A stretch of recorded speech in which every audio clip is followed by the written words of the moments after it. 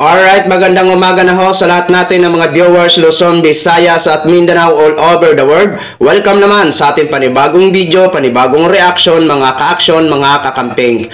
So may nais lang ho ako na i-share ho sa inyo.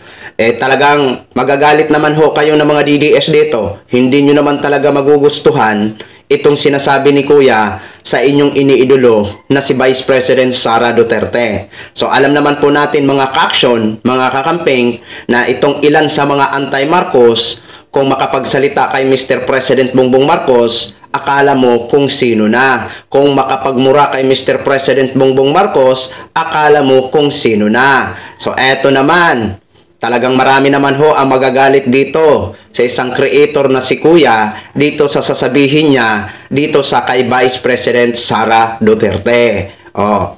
Si Mr. President Bongbong Marcos nga, kahit wala na sa issue ang mga sinasabi ng ilan sa mga anti-Marcos, andyan na yung mga panglalait, kesyo na bangag, kesyo na ngiwi, tapos mumurahin pa, pero hindi po pinapatulan yan o hindi pinapansin ni Mr. President Bongbong Marcos. Pero alam naman po natin na nararamdaman ho yan ni Mr. President Bongbong Marcos. Pero nga sa sobrang bait ni Mr. President, hindi ho ito pinapatulan ang ilan sa mga kritiko na kung makapagsalita is below the belt na. So dito naman sa isishare ko ho sa inyo, talagang magagalit naman ho ang mga DDS. Di ba? Kasi alam naman po natin ang ilan sa mga DDS, mahilig din po magmura. 'Di ba? Mahilig din po magmura. Sabi ko nga parang ano lang parang mana-mana lang sa kanilang iniidolo eto ho mga ka-action, mga kakamping. Panoorin po muna natin itong short video ni Kuya. Putang ina. Kaya minalas yung bansa natin dahil sa Vice President na to Lord, sa dami-daming tao, no? Sa dami-daming tao, bakit ito pa yung binigay nyo na nagiging Vice President? Putang ina, napakatamad, no? Napakatamad at hindi nagtrabaho dito sa ating bansa, putang ina. Kaya nga minalas ang ating bansa dahil itong tao na to, no? Sa dami-dami, Lord, bakit ito pa yung binigay na Vice President? Putang ina. Mas mabaho pa sa itlog na bugok to itong Vice President na to, no? Napakatamad, no? Sayang ang pasahod namin sa'yo. Sa dami-dami, Lord, na tao, bakit ito pa nagiging Vice President na walang kwenta? Napakatamad. So yun na ho mga ka-action, mga kakamping, no? Masakit sa tainga, di ba mga DDS? Masakit sa tainga, no? Pasensya na kayo ha. Tinakpan ko ho ang katawan ni Kuya kasi nakahubad. Nakahubad si Kuya, kaya tinakpan ko lang ang katawan niya. Anong sabi? Tamad at wala daw kwenta. Anong masasabi nyo mga DDS? At saka malutong na mura ang binitawan or pinakawalan ni Kuya sa inyong iniidolo. Kaya wag ho kayong magagalit kung ang ilan sa mga ayaw din kay Sara Duterte ay minumura din siya. Kasi una-una nagmumura din si Vice President Sara Duterte. Ang ilan sa mga supporters ni Sara Duterte, grabe din kung makapagmura kay Mr. President Bongbong Marcos. Tapos ngayon kung may mapapanood ho kayo ng mga creator na minumura si Sara Duterte, nagagalit kayo. Tanungin nyo muna ang sarili nyo. Kayo ba? Hindi ba kayo marunong, hindi ba kayo nagmumura? Hindi ko po nila lahat ha. Yung mga nagmumura lang kay Mr. President Bongbong Marcos na kung makapagbanat, below the belt. Diba? Kaya, ano lang to? Kumbaga, ganti-ganti lang. Diba?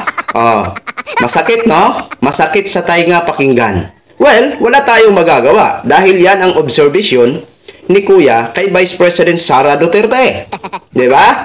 Ang mga DDS nga, yung mga ilan nga sa mga DDS, nagsasabi, walang ginagawa, hindi nagtatrabaho si Mr. President Bongbong Marcos. Mismo si Vice President Sara, nagsabi din. Diba? Wala daw ginagawa si Mr. President Bongbong Marcos. Hindi na nahiya si Vice President Sara Duterte sa kanyang sinabi.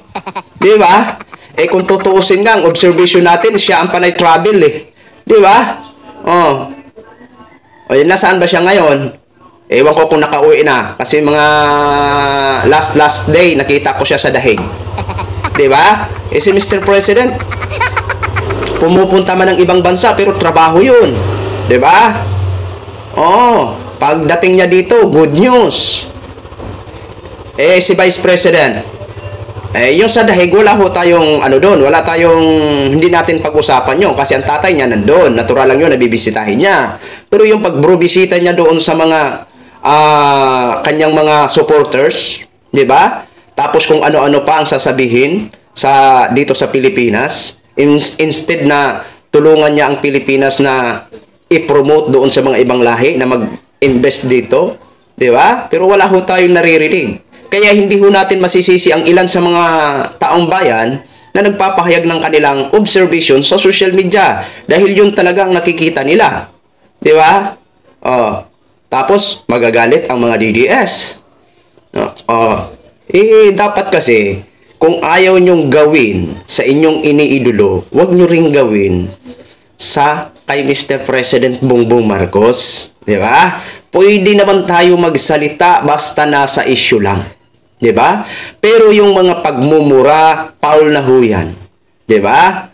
Kaya ito, si Kuya naiintindihan ko rin. Kasi kung makapagmura din ang ilan sa mga DDS kay Mr. President Bongbong Marcos, wagas eh.